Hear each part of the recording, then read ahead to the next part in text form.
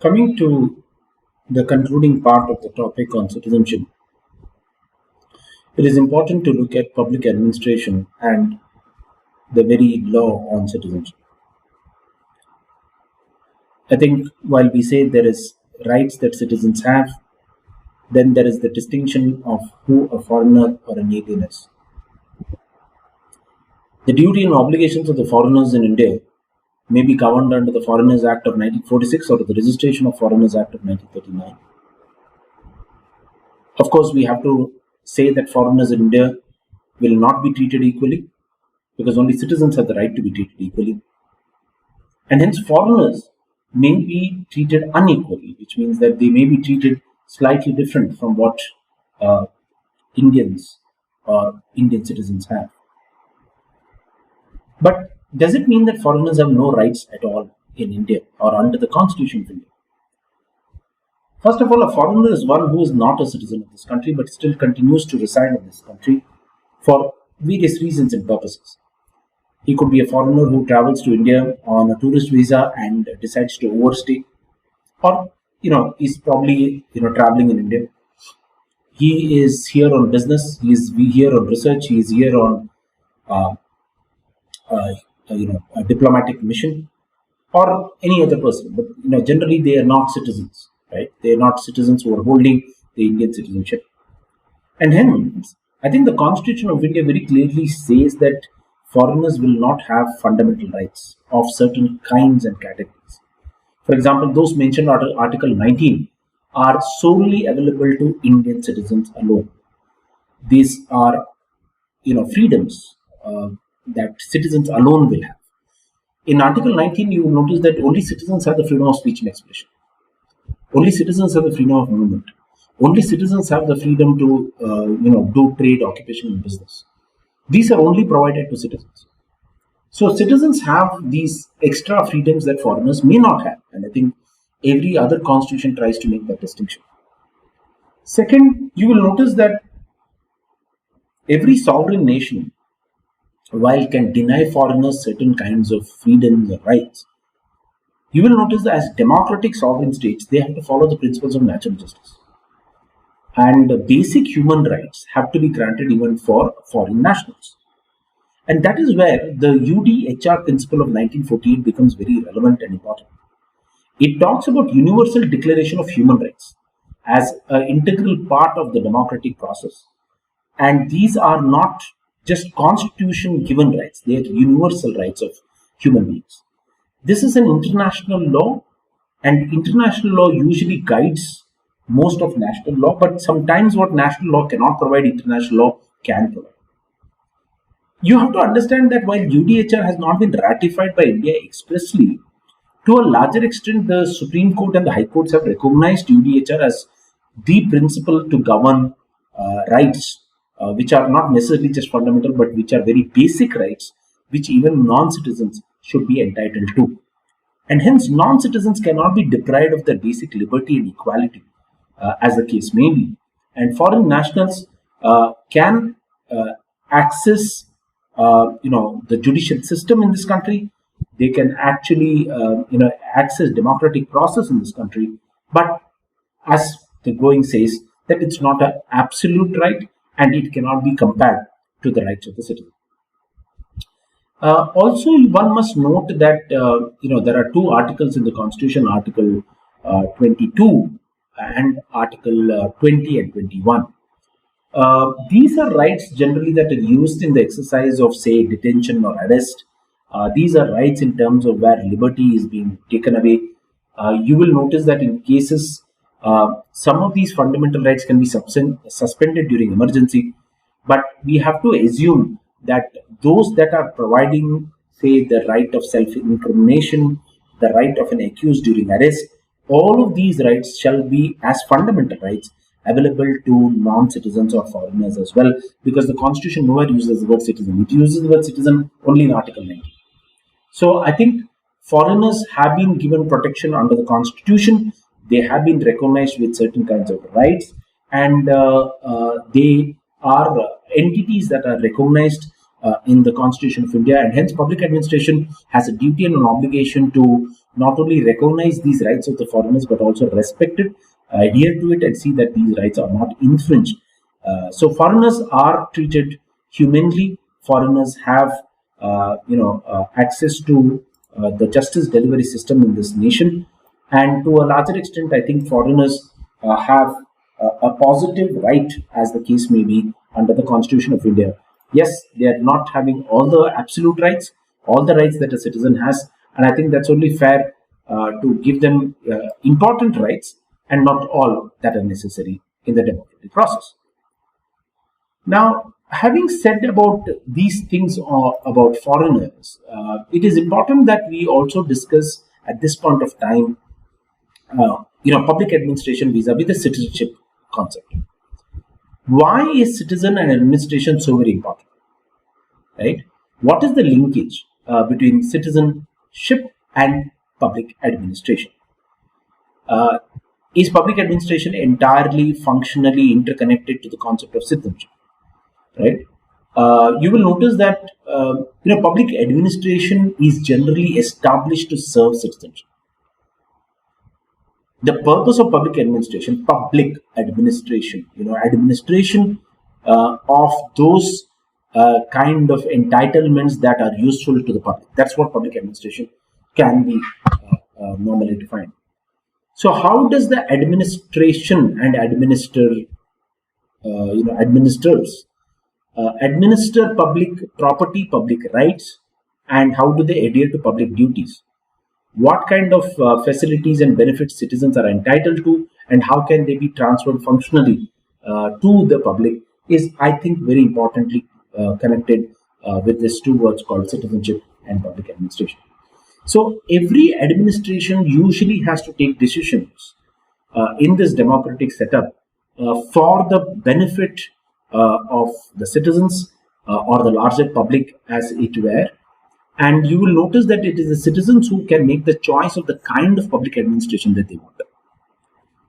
So citizens definitely have this right, and you will notice that if there is growth of citizenship, if there is growth of people rights, if there is growth of the economic capacity of the citizens, there is growth of public administration, right? So these are two very connected I must say concepts under the Constitution. And I think while we say they have a core relative, kind of a connection, I think the purpose of public administration, of the establishment of public administration, is citizen-centric and citizen-oriented.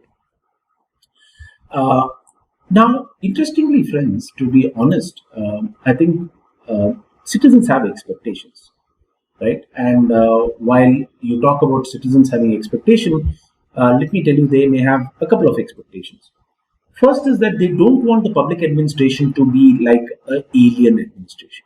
I'm just giving you a simple example. Now, what is an alien administration? It's something that is foreign, something that is distant, something that is not representing, a section of the same society or community, not being responsive to the apathy of citizens or the problems that citizens often face, is probably alien public administration. The ideology of public administration, friends, today has moved. It has moved from being merely a regulator to being a welfare providing public administration. So, initially public administration was only something kind of a license raj. It was merely trying to regulate, be the police state, be the state which has power but not responsible power. But I think right now public administration in India has a very positive role, and that positive role is to provide a lot of civic basic amenities to citizens, trying to take care of their welfare and trying to be more responsible for their well-being. And hence, you will notice that in this context, if there is a gap between what is expected by the citizens and what is delivered by the public administration, naturally it will result in a lot of grievances. And I think it's very common to have these grievances in society between, say, what should the public administration actually do and what it should actually not do. And what it has done has it done to the satisfaction of the citizens? See, interestingly, citizens are like consumers, and public administration is like the manufacturer. Obviously, one will argue and say that there is nothing like an absolute consumer satisfaction. There is nothing like an absolute citizen satisfaction. However, citizen satisfaction is paramount in terms of evaluation of the functioning of public administration. Does a majority of the community of citizenship accept the role of public administration, accept the functioning of the public administration, and the final implementation of public policies as it were? Very importantly, friends, public administration has to be trustworthy. Public administration has to be interacting with the citizens. It has to communicate. It has to be transparent. It has to share information. Because don't forget, friends, the whole institution of public administration is funded by citizens who actually pay tax. The whole concept of the institution of public administration arises for the people, and it is created by the people, and it is of the people, because public administration is just a reflection of each individual in the society. Hence, citizen grievances against administration have to reduce. But unfortunately, as India is growing in terms of the LPG era, India is becoming more literate, legally literate nation. More Indians are migrating to the cities, are well off. You will notice that unfortunately some of these citizen grievances are not reduced, but they have increased. There is a growing discontentment among citizens about the way public administration is being done in this country. And hence, the focal point of discussion of politicians and administrators and even judges should be to how and what extent this kind of grievances can be reduced, how can these grievances be addressed amicably, and how can, to a larger extent, the citizens' satisfaction index, if it were so, be improved. I think this is a responsibility of the politicians, the administrators, and jurists who occupy the post of public administrators. And interestingly, friends, one of the most important components of public administration is public awareness. It is important for public administration to reach out and state how and where it is actually moving, in what direction it is framing public policy, and hence the spread of education or literacy or information becomes a very critical factor in the social awakening of people towards administration. And hence, the more open the ideology of the public administration is, the more transparent it is, the more democratic it would actually constitute to be. And hence, today the concept of public administration is not closed door administration. It is not saying that right of admission is reserved. I think public administration is or ought to be more open, more transparent, and that is the process of channel of redressing grievances of citizens. It is only right for citizens to have grievances of public administration because they feel affected, they feel aggrieved by the public policies that are made from public administration from time to time. And hence, I think while public administration must do public good, what it all must also do is that it must ensure that there is no infringement of the concerns, the rights of people in the given process. And I think public administration owes this duty to the concept of citizenship. Citizenship is precisely for the same reason that you look, I belong to this nation and I expect the public administration of this nation to deliver. I can call you, I can recall you, I can vote for you, and that's what the democratic citizenship is conceptualized on against. Now, there are a lot of factors that result in grievances between citizens and public administration.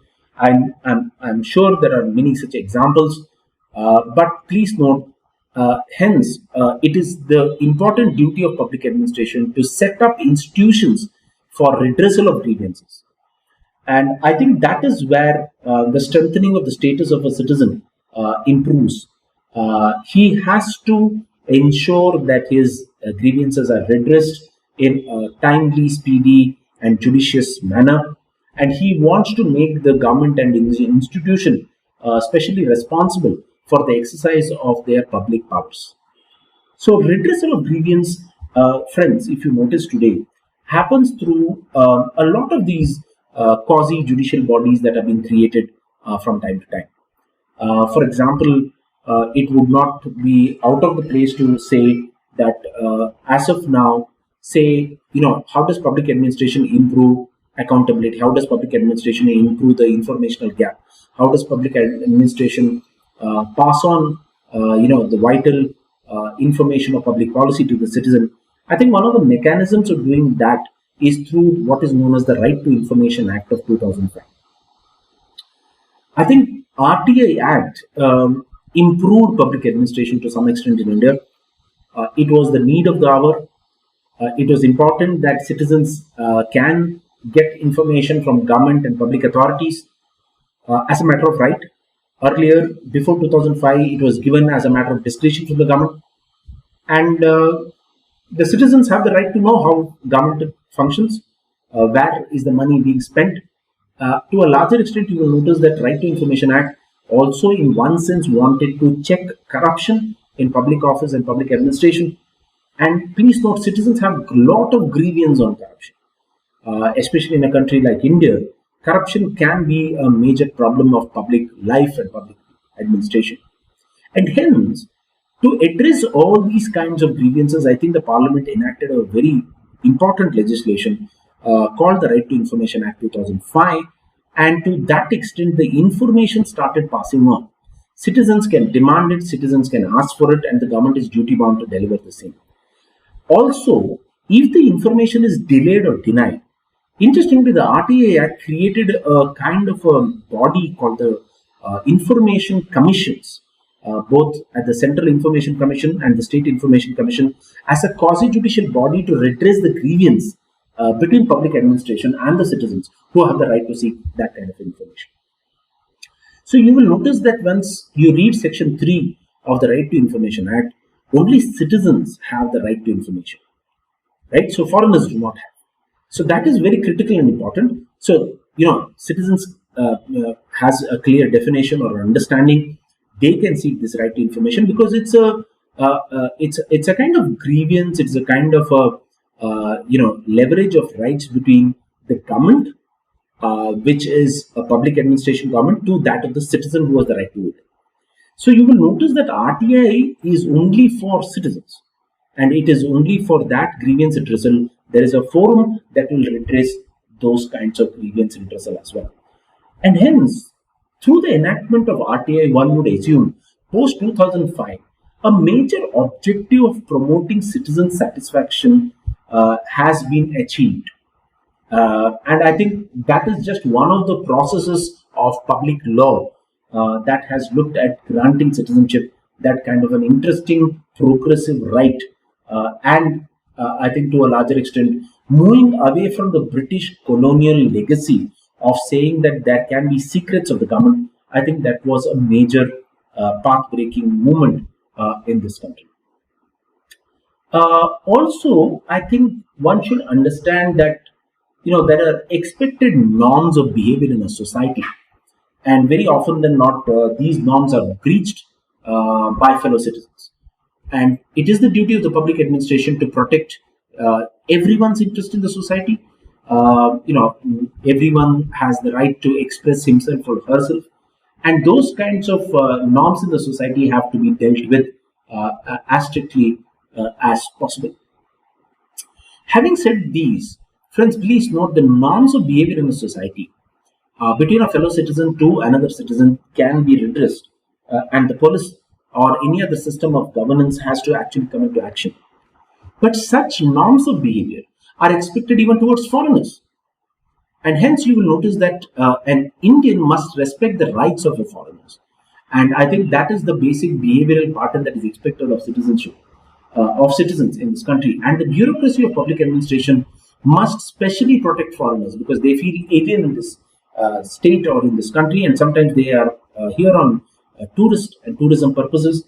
So if one recollects the incident of Holi, during which a young YouTube blogger was forcefully molested by putting colors during Holi.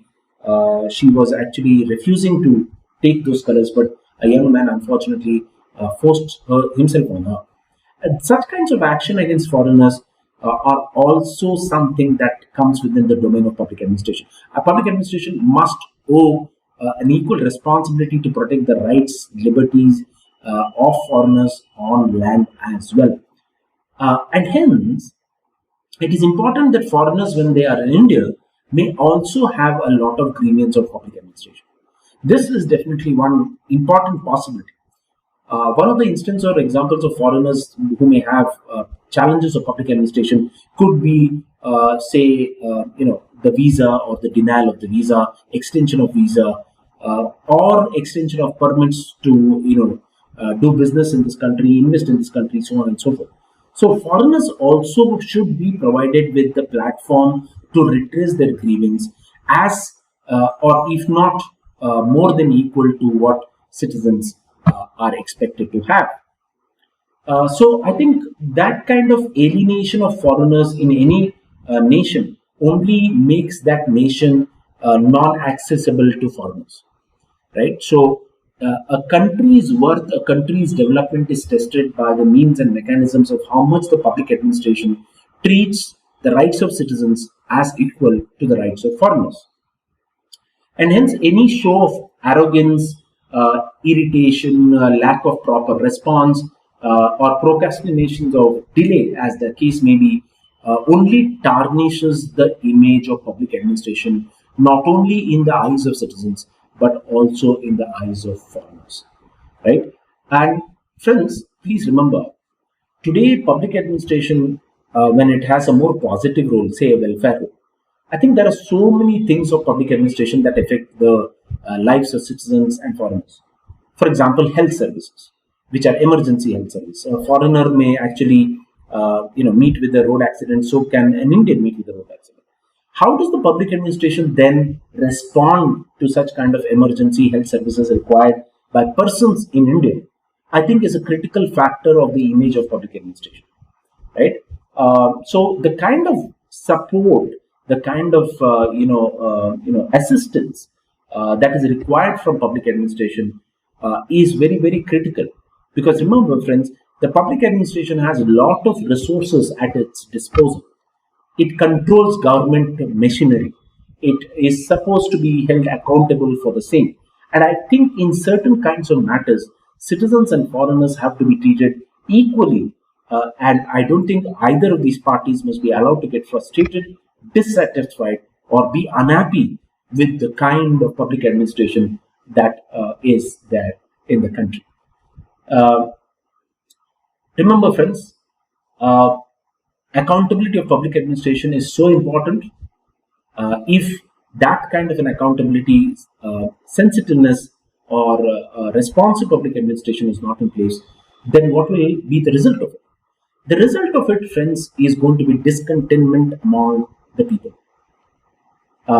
And please note, wide disparity between the performance of the administration and the expectations of the citizen. This gap may result in conditions of oppression, may result in conditions of wrongful, action, may result in infringement of rights, may result in a disinterested society, a disorganized society, which will probably result in a high rate of crime. And, at some point of time, there is so much of a point of no return that the organized state will become totally a kind of a brute nation. So I think the process of administration has to be so just. The process of administration has to deal with corruption. The standards of honesty and integrity towards citizens and their interests must be of the highest rank and order. And also the kind of faith that citizens should have, the kind of account the citizen should be able to get of public administration will go a long way in making a society a much better place to live in.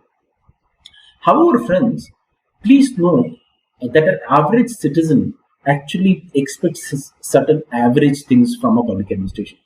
That's all. It's not extraordinarily that the public administration cannot deliver. I think the citizen is the one who created the constitution. He created the public administration. He is we the people, right? And hence, what does the citizen expect from public administration? The first thing that he may expect is that he wants a proper attitude from the officials in the public administration, right? The citizen doesn't expect public officers to have arrogance in the way they speak, they act towards citizens, concerns.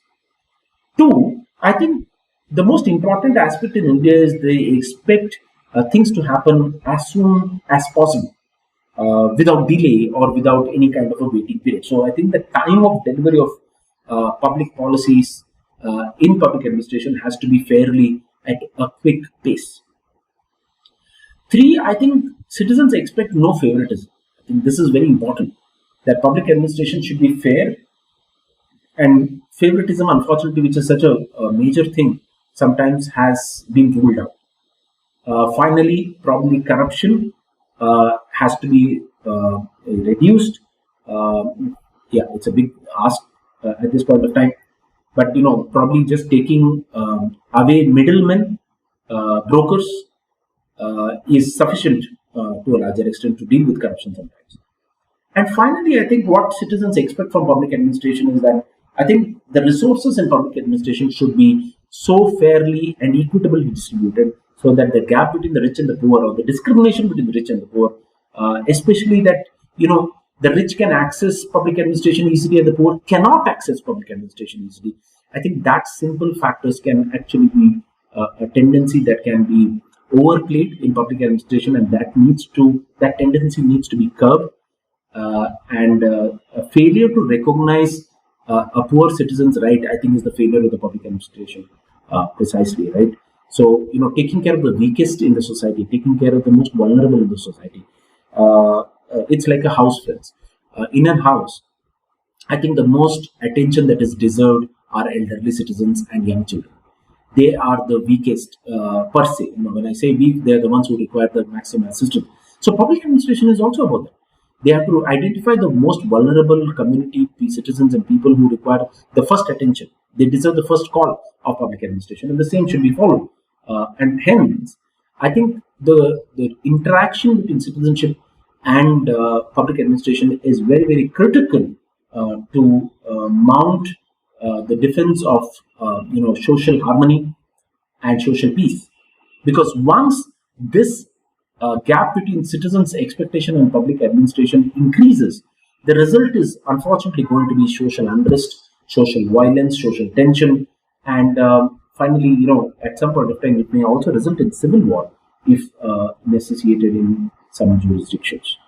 So, administrative reforms, as it were, has happened in terms of two reports that have been submitted in India. I think the Administrative Commission does deal with the expectations of public, the need of the public vis-a-vis an unresponsive administration, and I think the constitutions of, say, the Central Vigilance Commission, the Lokpal, the Lokayukta, to some extent deal with the administrative process of corruption. But again, that these are not sufficient agencies that can make the public administration responsible. Finally, if we have to conclude, I think on this part, it is important to conclude on the fact of nationality versus citizenship. Very often than not, friends, these two words are used quite interchangeably and synonymously in India. If we say you are an Indian national, you hold the Indian citizenship. Of course, I think nationality is more patriotic. It is more nation-centric.